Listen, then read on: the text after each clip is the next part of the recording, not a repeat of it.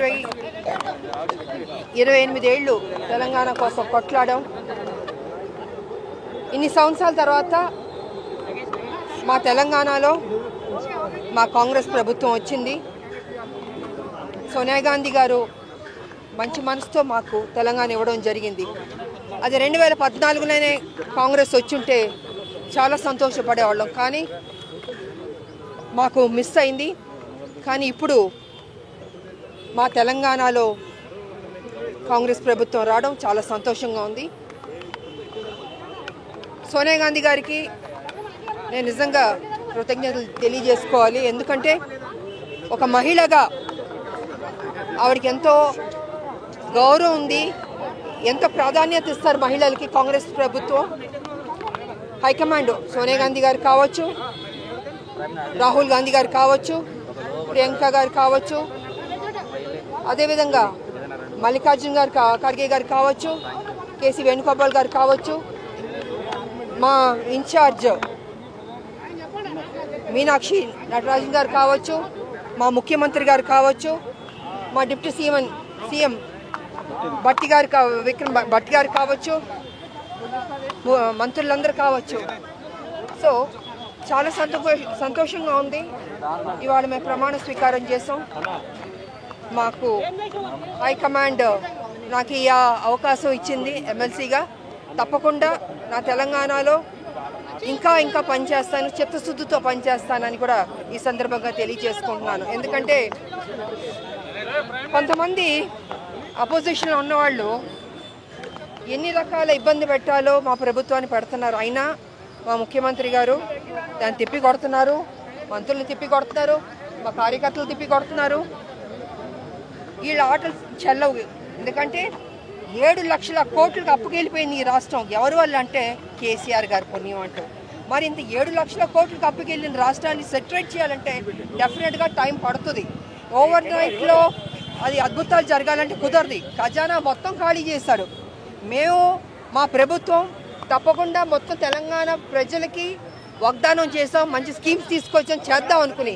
కానీ ఇక్కడ ఖజానా చూస్తే మొత్తం ఖాళీ చేసి పెట్టాడు. అయినా ముఖ్యమంత్రి గారు కింద మీద పడన్నా దానికి ఫుల్ఫిల్ చేయాలి. ఏ ప్రామిసెస్ చేసాం మనం తెలంగాణ ప్రజలకి అది ఫుల్ఫిల్ చేయాలన్న ఒక దృఢ సంకల్పంతో, మంచి మనసుతోటి ఆయన మ్యాక్సిమం ట్రై చేస్తున్నాడు. సో తప్పకుండా మంచి జరుగుతుంది మా తెలంగాణ అనుకుని నేను తెలియజేస్తున్నాను. ఎందుకు విజయశాంతి గారు ఆ ప్రభుత్వం వచ్చినప్పటి నుంచి ప్రత్యక్ష రాజకీయాలకు దూరంగా ఉన్నారు? ఒక్క నిమిషం. నేను 14లో పనిచేశాను, 18లో పనిచేశాను కాంగ్రెస్కి, 19లో పనిచేశాను, 20 పనిచేశాను, 23 పనిచేశాను. ఎక్కువ పనిచేసింది నేనే. కానీ ఏనాడు నాకు ఇది కావాలని నేను ఏం అడగలేదు.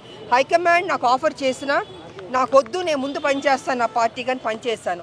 ఇవాళ 23 కూడా నాకు ఇది చేస్తామని హైకమాండ్ అందుకని నేను ఏనాడు అడగలేదు. బట్ ముందు పనిచేద్దామని ప్రభుత్వం రాని కేసీఆర్ని గద్దె దింపడమే మా లక్ష్యం. అందుకే ఆహ్వానం మేరకు నేను కాంగ్రెస్ పార్టీలో మళ్ళీ తిరిగి రావడం జరిగింది. అండ్ 23 ఎన్నికల్లో నేను ప్రచారం చేశాను, పనిచేశాను. పార్టీ హైకమాండ్ ఎప్పుడు ఏ నిర్ణయం తీసుకుంటుందో, ఎప్పుడు ఏం చేయాలనుకుంటుందో, ఎవరికి ఏం బాధ్యత ఇవ్వాలనుకుంటుందో అది ఇస్తుంది. దాని తగ్గట్టు మనం కొంచెం ఓపిక పట్టాలి. ఎందుకంటే ఒక ప్రోటోకాల్ ఉంటుందండి. ఎవరు పడితే వాళ్ళు బయటకు వచ్చి శిక్షంగా మాట్లాడడానికి కుదరదు ఇక్కడ. సో పార్టీ ఎప్పుడు నాకు ఫస్ట్ డే కదా, ఇవాళే కదా వచ్చాను నేను. చూద్దాం, విప్పుతాను, యుద్ధం చేస్తాము, కొట్లాడతాం. అదిగో మేమందరం ఉద్యమకారులు, మేము ఎలా కొట్లాడాం మేము. సో డెఫినెట్గా విడిచిపెట్టే ప్రసక్తి లేదు. అపోజిషన్ ఎవరున్నారో మేము డెఫినెట్గా కొట్లాడతాం. అన్ని సమస్యలు ఉన్నాయి కాబట్టి రాబోయే రోజుల్లో ప్రతిరోజు కనపడుతుంటాం, ప్రతిరోజు మాట్లాడుకుందాం, గోల్డ్ విషయాలు మనం చర్చించుకుందాం. కాదండి, ఓకే పర్లేదు నేను చెప్పేస్తాను. హామీలు ఫెయిల్ అవ్వలేదండి. కేసీఆర్ ఖజానా మొత్తం ఖాళీ చేశాడు. కేసీఆర్ దాన్ని మొత్తం సెటరేట్ చేయడానికి చోట జోక్ అండి, అంత ఈజీ కాదు అది.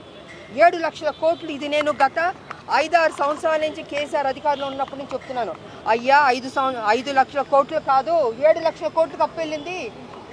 మేలుకోండి, ఈ కేసీఆర్ని దింపాలి, విడిచిపెట్టి మొత్తం అడుగుతున్న రాష్ట్రంగా అయిపోతుంది.